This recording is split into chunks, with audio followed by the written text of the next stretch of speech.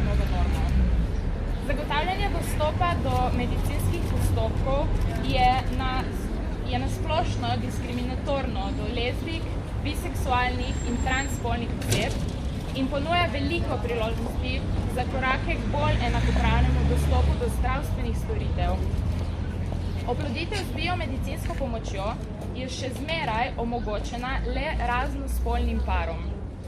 Ta preživeta omejitev lezbičnim parom in samskim osebam ne omogoča, da bi brez moškega ob sebi sprejele odločitve o svoji družini in svojem telesu.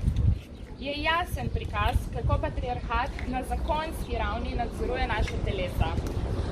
Če povem z drugimi besedami, zdravstveni sistem omogoča storitev biomedicinske oploditve eni skupini oseb, medtem ko jo drugi odreka.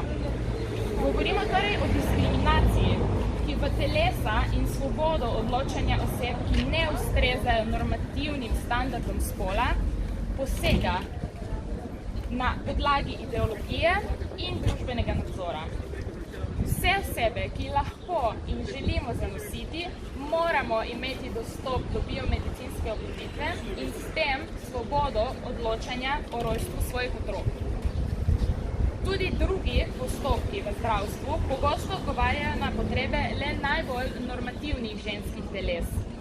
Transženske bi z urejenimi in strokovnimi postopki za potrditev spolne identitete na podlagi samoidentifikacije bile deležne manj diskriminacije v varnih hišah, študentskih domovih, zaporih in vseh drugih javnih institucijah, ki izvajajo storitve glede na binarno delitev spola. Postopki pri ginekoloških pregledih bi morali biti prilagojeni tudi ženskam, ki nimajo heteronormativnih spolnih odnosov in nebinarnim osebam. Zdravstvena oskrba na področju duševnega zdravja mora spolno usmerjenost in identiteto obravnavati in razumeti zgolj kot eno od osebnih okoliščin in ne kot primarni izvor težav v duševnem zdravju. Torej, 8. marec je dan vseh nas, tudi lezbijk, tudi biseksualk, tudi transžensk, tudi nebinarnih oseb.